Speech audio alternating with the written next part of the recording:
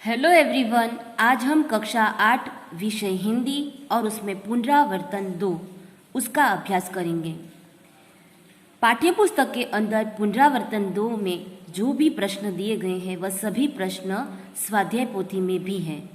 तो मैं आपको यह पुनरावर्तन 2 पाठ्यपुस्तक में न समझाकर स्वाध्याय पोथी में समझाऊंगी, जिसमें प्रश्न नंबर 1 है, निम्नलिखित परिच्छेद के आधार पर पूछने के लिए 3 प्रश्न बनाइए।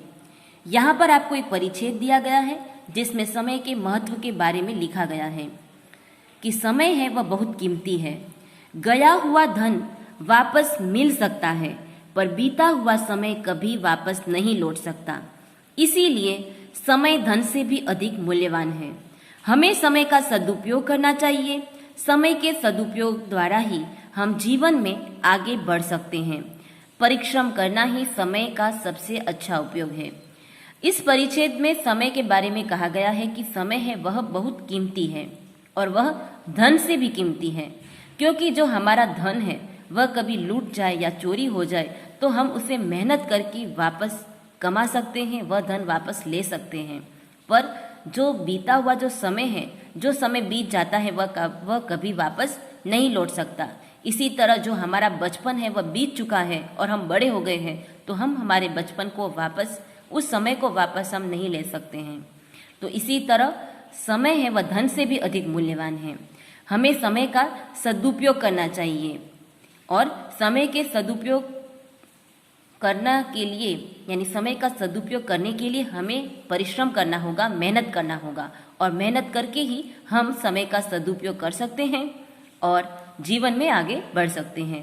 तो इस परिच्छेद में हमें 3 प्रश्न बनाने हैं। हम प्रश्न में से उत्तर बनाते हैं, पर इसमें परिच्छेद में से हमें प्रश्न बनाना है। तो इस परिच्छेद के अंदर से 3 प्रश्न बनते हैं। 1, समय धन से भी अधिक मूल्यवान क्यों है? दूसरा, समय के सदुपयोग से क्या लाभ होता है? और तीसरा, समय का सबसे अच्छा उपयोग है वह क्या है?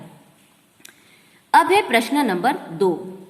नीचे दिए गए शब्दों में से संज्ञा, सर्वनाम और विशेषण पहचान कर लिखिए। यहाँ पर आपको विकल्प में कुछ शब्द दिए गए हैं। इन शब्दों में कुछ सर्वनाम है, कुछ संज्ञा है और कुछ विशेषण है। हमें उसे छांट कर अलग अलग संज्ञा, सर्वनाम और विशेषण में रखना है। जिसमें पहला है संज्ञा। तो हमें संज्ञा की पहले परिभाषा जाननी पड़ेगी कि संज्ञा किसे कहते हैं। किसी वस्तु, व्यक्ति, स्थान के नाम को संज्ञा कहते हैं। या कोई व्यक्ति हो, वस्तु हो या कोई जगह का नाम हो तो उसे हम संज्ञा कहते हैं। तो इन शब्दों में पर्वत, नदी, सूरत, बाल, सपना, नर्मदा, भारत, ये जो शब्द है वह संज्ञा है। अब हम सर्वनाम देखते हैं कि सर्वनाम किसे कहते हैं। नाम के स्थान पर प्रयुक्त होने वाले शब्द को सर्वनाम कहते हैं। तो इन शब्दों में उसको, तुम्हें और हम, ये जो शब्द है वह सर्वनाम है, क्योंकि हमें जिस शब्द को बार बार प्रयोग न करना पड़े उसके स्थान पर हमें यह शब्द रखना पड़ता है, तो उसे हम सर्वनाम कहते हैं। तो यह सभी शब्द सर्वनाम है। अब विशेषण ढूंढना है। तो विशेषण की परिभाषा है कि किसी व्यक्ति, वस्तु या स्थान की विशेषता बताने वाले जो शब्द होते हैं उन्हें हम विशेषण कहते हैं। यानी जो शब्द किसी वस्तु, व्यक्ति या स्थान की विशेषता बताए तो उसे हम विशेषण कहेंगे। तो इन शब्दों में विशेषण है मीठा, सुंदर, बड़ा और मेहनती। जो ऐसे शब्द है वह विशेषण यानी विशेषता बताते हैं, तो ऐसे शब्द को हम विशेषण में रखेंगे। अब है प्रश्न नंबर 3। दिए हुए शब्दों को सही रिक्त स्थान में लिखिए। यानी आपको यहाँ पर कुछ शब्द दिए गए हैं, उन्हें आपको योग्य स्थान में, रिक्त स्थान में रखना है। पहला है मोनिका खाना बना रही थी, तो हमें यहाँ पर मोनिका धीरे धीरे खाना बना रही थी। दूसरा, हवाई जहाज ऊपर उड़ रहा है, तो यहाँ पर हमें ऊपर शब्द रखना है। तीसरा, दिन भर यहाँ वहाँ देखा। चौथा, शिक्षक ने विद्यार्थी की ओर देखकर कहा। पांचवा, काम अधिक करो, बातें कम। और छठा, बिल्ली अभी बाहर निकल गई। तो यहाँ पर हमने इन विकल्पों में से कुछ शब्द हैं वह खाली जगह में हमें रखनी है। अब है प्रश्न नंबर 4। निम्नलिखित प्रश्नों के संक्षेप में उत्तर दीजिए।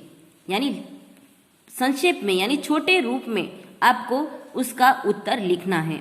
जिसमें पहला प्रश्न है कि आपके परिवार में से आपको कौन सबसे ज्यादा पसंद है और क्यों। आपके परिवार में मम्मी पापा दादा दादी भाई बहन ये सभी रहते हैं, परंतु आपके परिवार में आपको सबसे अच्छा प्रिय और पसंद व्यक्ति कौन है उसके बारे में हमें यहाँ पर लिखना है। मेरे परिवार में से मुझे अपनी दादी जी सबसे ज्यादा पसंद है। दादी जी बहुत शांत और सरल स्वभाव की है। वे एक स्कूल की प्रिंसिपल थी। वह घर पर ही बड़े प्रेम से मुझे पढ़ाती है। महापुरुषों की कहानियां सुनाकर वे मुझे भी उनकी तरह बनने के लिए प्रेरित करती हैं। इसीलिए परिवार में मेरी पसंद की व्यक्ति है वह दादी जी ही है। अब है प्रश्न नंबर 2। आपकी पसंद की कोई फिल्म का नाम बताकर संक्षेप में उसकी कहानी लिखिए। यानी आपको कोई फिल्म पसंद है तो उस फिल्म का पहले आपको नाम लिखना है और उसकी कहानी है वह संक्षेप में यानी छोटे रूप में आपको 10 से 11 लिटी के अंदर यानी लाइन में आपको यहाँ पर जो जगह दी गई है उसके अंदर आपको संक्षेप में लिखना है। तो हम लिखेंगे कि मेरी पसंद की फिल्म है तारे जमीन पर। इसमें 10-12 साल का यानी वर्ष का एक विद्यार्थी या छात्र है। उसको स्कूल की पढ़ाई में रुचि नहीं है, यानी उसे स्कूल में पढ़ाई करना पसंद नहीं है।